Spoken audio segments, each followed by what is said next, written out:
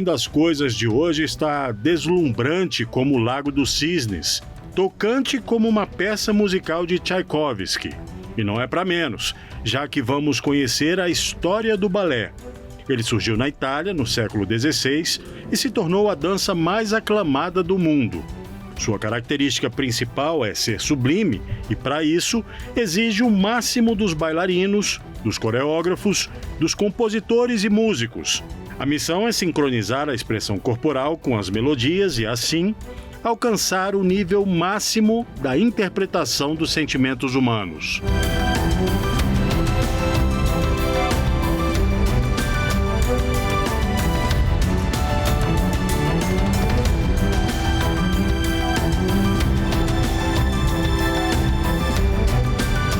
Bom, eu sou o Júnior de Souza, tenho 34 anos, sou formado em balé clássico e atualmente faço parte do núcleo de formação de professores da Escola do Teatro Bolshoi, um curso técnico de formação de professor. Me formei em balé clássico pelo Malozá Estúdio de Danças, direção de André Malozá, e dentre esse período de formação de estudos na área do balé clássico, tive uma carreira como bailarino e após isso comecei a lecionar. Em média 10 anos que eu já leciono o balé clássico. Atualmente trabalho nessa área, além das aulas de expressão corporal em colégio pedagógico e academias de dança e escolas de balé. Bom, falar de balé clássico é sempre interessante. O balé clássico ele surgiu lá nas cortes italianas no início do século XVI. Na época tratava-se apenas de uma diversão, onde se apreciava pela nobreza local com as danças nos grandes salões da corte. Geralmente os homens eram os que interpretavam essas coreografias, esses papéis, e faziam essa dança, esses movimentos durante a nobreza.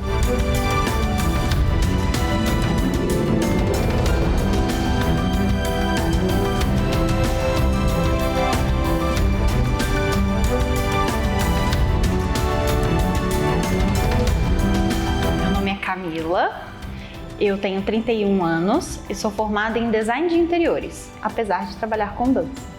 A minha relação com a dança foi antes da faculdade. Eu comecei relativamente tarde, aos 11 anos, em academias de dança. Antes disso, eu cheguei a fazer na escola, dos 7 a mais ou menos uns 9 anos. Foi quando a professora na apresentação comentou com os meus pais que eu tinha muito jeito para dança. Então eu decorava, puxava as alunas, ajudava sempre. E ela me indicou de ir para uma academia especializada em dança. Foi aí que eu comecei a fazer aulas de dança mesmo, de balé clássico, na Academia Royal. E aos 14 anos eu já estava substituindo a professora, a dona da escola.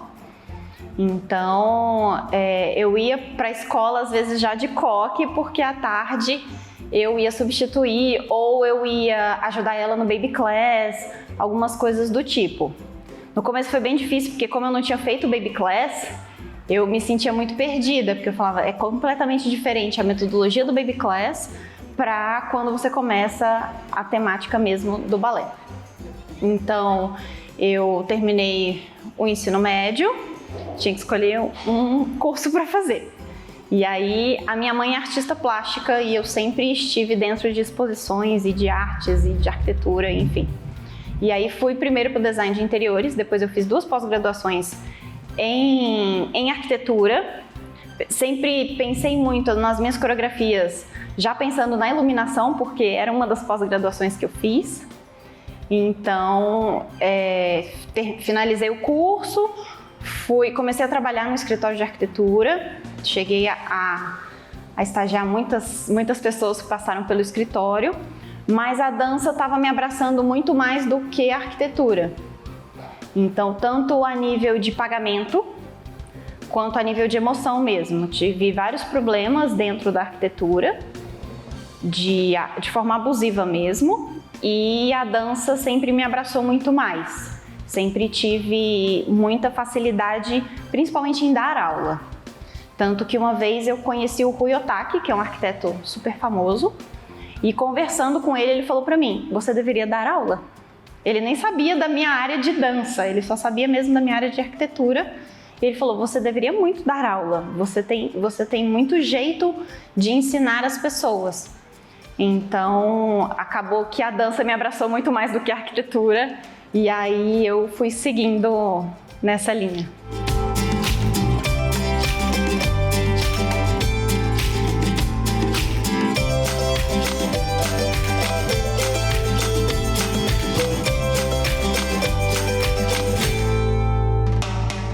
Tamanha admiração pela essa dança levou com que a princesa italiana Catarina Medici, de extrema importância na área do balé, ela introduziu então o balé numa nova corte, quando se casou com o rei da França, Henrique II. Nesse momento, um grande entusiasta da dança, o Luís XIV, de extrema importância também na área do balé clássico, também era bailarino, tanto que recebeu o apelido de Rei do Sol.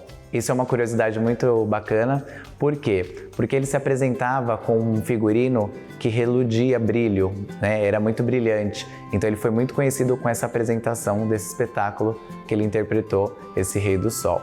Luís XIV também fundou a Academia Real de Dança, que proporcionou estudos metodológicos e o profissional do balé, onde começou assim a introduzir um método e a formação acadêmica do balé clássico. Bom, o professor de dança francês Pierre Beauchamp, que também foi um intérprete e um personagem muito fundamental na nossa história do balé, ele foi o primeiro grande mestre de balé, fez com que o balé se tornasse um espetáculo.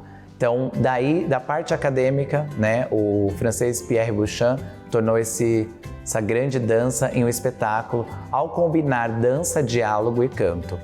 Também uma curiosidade muito importante foi Pierre Beauchamp, que criou as 5 famosas posições dos pés, que utilizamos desde antes até hoje, nos dias atuais, na dança do balé clássico.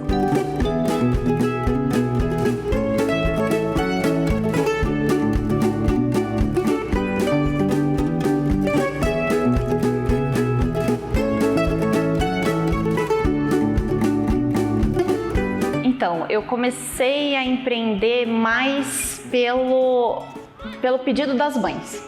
Eu trabalhei em vários lugares, depois que a escola que eu formei, eu só trabalhava nela, essa escola faliu e fechou. E aí eu comecei a trabalhar em vários outros lugares. E dentre esses outros lugares, as mães das alunas me pediam muito para que eu tivesse o meu espaço, para que nesse espaço eu pudesse fazer as coisas do meu jeito, porque elas gostavam do jeito que eu trabalhava, que eu funcionava. Algumas coisas elas discordavam das escolas, então elas queriam que aquilo que eu tinha em sala de aula tivesse na escola inteira. Então eu saí de uma escola que eu tinha uma quantidade grande de alunos e as mães ficaram pedindo, não, abre o seu, abre o seu, abre o seu. Mas Brasília tem algumas particularidades de valores e de espaço físico. Então, a maioria das vezes os espaços são pequenos, a dança exige um espaço grande, ou minimamente suficiente para se dançar. E isso atrapalhou um pouco, porque as mães queriam que eu estivesse num lugar mais próximo a esse lugar, eu não conseguia nada dentro das possibilidades financeiras mesmo. Então, até que eu consegui o espaço que eu tô hoje, esse espaço eu consegui arrendando, então facilita muito questões de valores e de possibilidades mesmo. Então, acabou que eu abri aqui e, infelizmente, quando eu abri, nenhuma dessas mães que me incentivaram que eu abrisse veio comigo. Então, eu comecei com 0 alunas. Apesar de não ser formada em nada de dança, saúde, etc., eu gosto muito de fazer as coisas de forma correta. Então, aqui temos muitos livros e eu tenho muitos cursos também. Tanto que uma das coisas que mais comentam comigo de diferencial é que eu falo muito sobre músculos em sala de aula. E falo também da história da dança, porque isso faz diferença, porque eu não estou dançando... O balé clássico é do período clássico, então não é uma dança atual. Então isso faz muita diferença. A Catarina de Medici fez um grande casamento que durou muitas horas, e este casamento é considerado um marco do balé clássico. Depois que ela foi para a França, isso foi difundido lá. E aí o Rei Sol gostou tanto daquilo que falou: quero ter aulas sobre isso. E aí ele contratou um professor que codificou o balé. Então eu acredito muito que isso é um dos motivos pelos quais o balé clássico não morreu, porque existe algo escrito há mais de 500 anos. Então o Beauchamp, ele escreveu a base do balé, então as posições dos pés que a gente usa até hoje foi ele que escreveu, e muitos outros passos, e por isso que o balé não tem origem francesa, mas ele tem o nome dos passos em francês. Então, isso é muito um mito, né? Porque todo mundo pensa que o balé é francês, mas na verdade ele surgiu na Itália.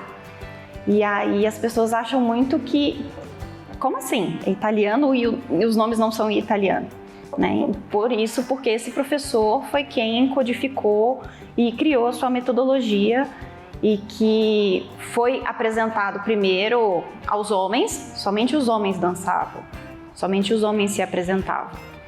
E que depois de muito tempo que as mulheres foram conseguindo ganhar um espaço, e hoje ganharam um espaço tão grande que a gente fica pedindo para os homens dançarem. Então, resumindo muito, a origem do balé vem muito dessa festa, né? Desse casamento, que na verdade, se não me engano, era da sobrinha dela, que teve essa grande festa com muita dança, muita comida. Se não me engano, foram mais de 8 horas de festa. E aí, depois que ela casou e se mudou para a França, ela foi levando esse jeitinho italiano dela e que foi sendo incorporado na cultura francesa.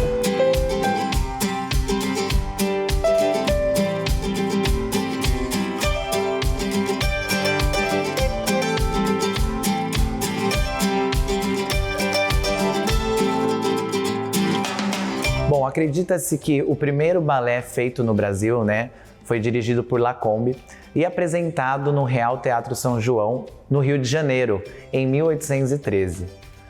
Séculos depois, a atuação da companhia de Diaghilev no Teatro Municipal do Rio de Janeiro, seguido da visita da companhia da Anna Pavlova, deu início a um permanente interesse pelo balé no Brasil. Então, a partir dessas companhias, né, internacionais que chegaram até o Rio de Janeiro, é aí que despertou interesse e aos interessados em aderir ao método e a essa nova arte do balé no Brasil.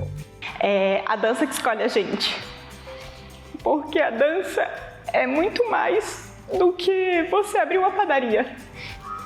É muito mais do que você abrir uma loja qualquer. Então, isso é uma coisa que eu prezo muito aqui, que a dança é para todo mundo. Então, nós temos alunas com paralisia cerebral, nós temos alunas plus size, nós temos alunas acima de 60 anos, exatamente para dizer que a dança é possível. A dança salva.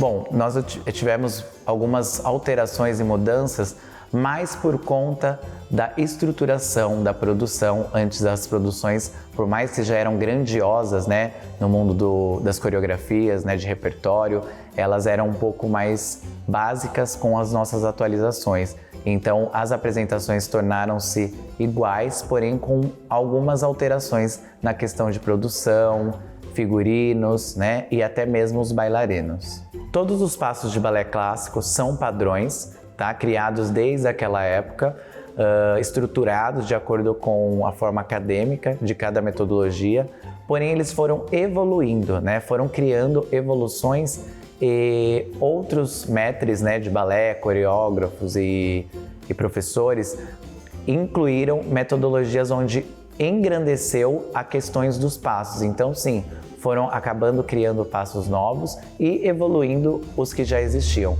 mas sempre permanecendo a essência acadêmica do balé clássico na forma padrão. Quando falamos de balé clássico e de bailarina, Anna Pavlova se destaca como uma grande bailarina e digamos que até uma das pioneiras. Anna Pavlova é uma bailarina russa de talento e carisma excepcionais e ela fascinou o mundo da dança em meados do fim do século XIX e na primeira metade do século XX, seu extraordinário talento se esplandeceu. Suas interpretações extremamente pessoais deram um novo sentido ao nosso balé clássico.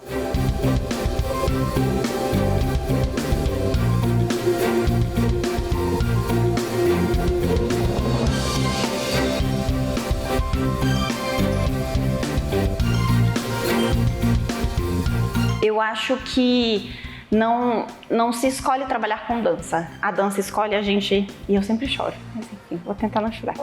É a dança que escolhe a gente. Porque a dança é muito mais do que você abrir uma padaria. É muito mais do que você abrir uma loja qualquer. Então, isso é uma coisa que eu prezo muito aqui, que a dança é para todo mundo.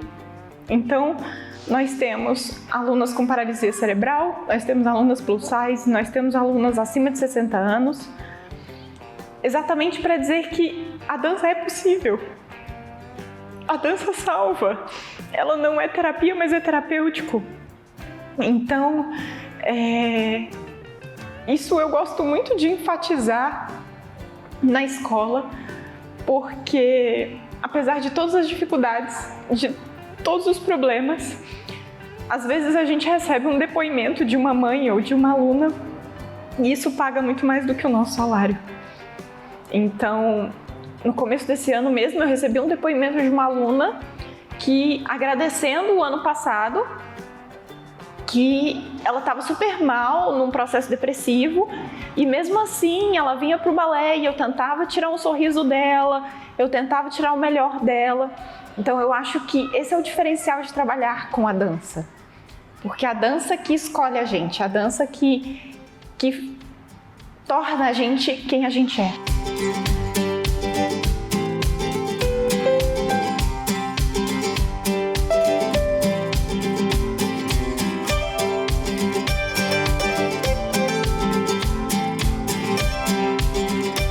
Sim, utilizamos materiais, principalmente nas turmas de primeira infância.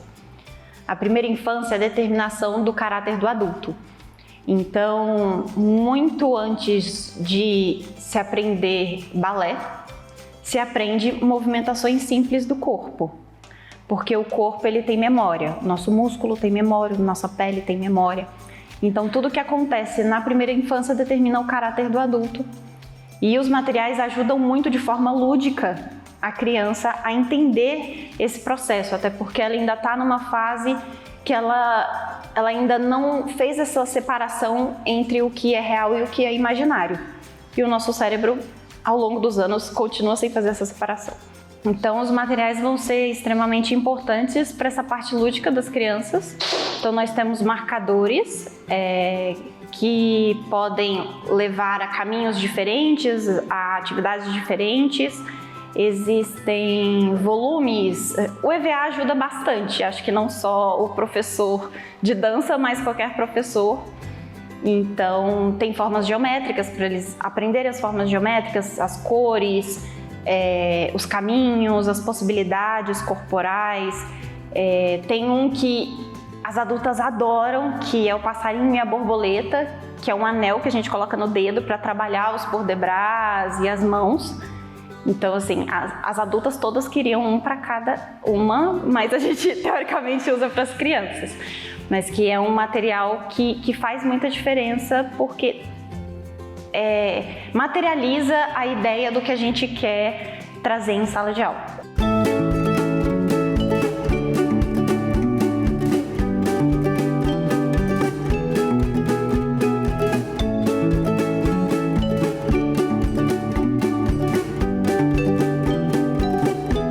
uma grande gama de coreografias, né?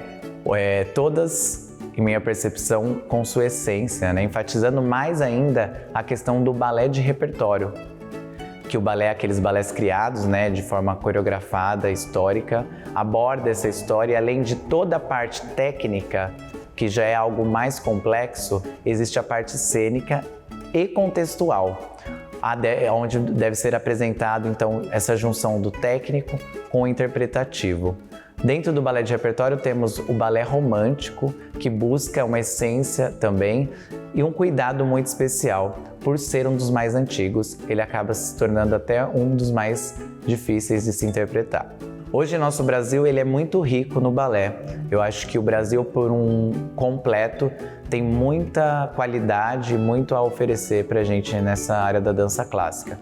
Mas podemos dizer que o pioneiro, né, o estado que iniciou, digamos assim, a história do balé clássico aqui no Brasil, foi o estado do Rio de Janeiro, onde abrange uma gama muito alta, né, de escolas de balé, academias de balé, e São Paulo, que vem construindo também uma grande evolução dentro da dança. Mas reforço que o Brasil inteiro está oferecendo muita qualidade na área da dança clássica, alastrando o balé clássico durante muito tempo, né, em muito período.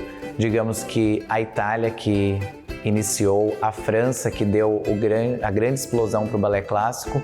Nós temos também a Rússia, mas eu costumo falar que cada essência é uma qualidade boa para o balé clássico. Então, cada país, né, do mundo tem sua essência, onde eles aderiram, inclusive, questões metodológicas de ensino para o balé clássico. Então, posso citar alguns exemplos. Na Rússia, onde eles usam o método russo, na Escola Vaganova, Bolshoi. Temos em Cuba, a Escola Nacional de Cuba, que é uma potência grandiosa também e tem essa metodologia cubana. Temos a escola em Londres, que usa método inglês, na Royal Academy of Dance. E a Itália, que usa a metodologia Cecchetti, dentre outras metodologias que foram surgindo e construída. Então, a gama do nosso balé do mundo é muito grandiosa também.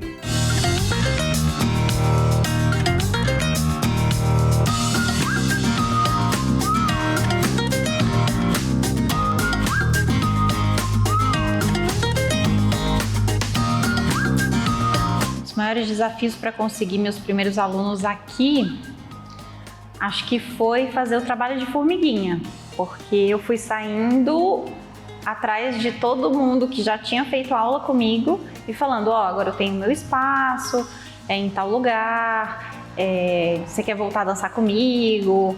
Enfim, então assim, no primeiro ano de escola eu tinha 6 alunos só. A sorte era que eu tinha os outros espaços ainda, eu não saí de todos os espaços para vir para cá, foi um processo de transição mesmo, né? E aí com a pandemia acabou que eu fui saindo de todos os lugares e fiquei só aqui. Olha, o meu conselho para quem quer atuar na área da dança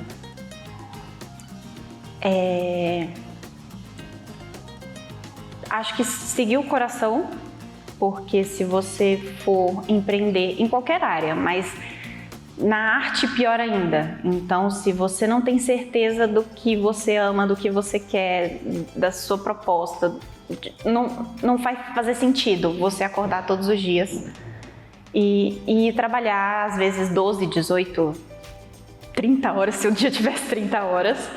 Então acho que esse seria um bom conselho de tipo, se você tem um aluno, se você tem 300 alunos, se você tem um propósito e uma razão pela qual você acorda, faz muita diferença.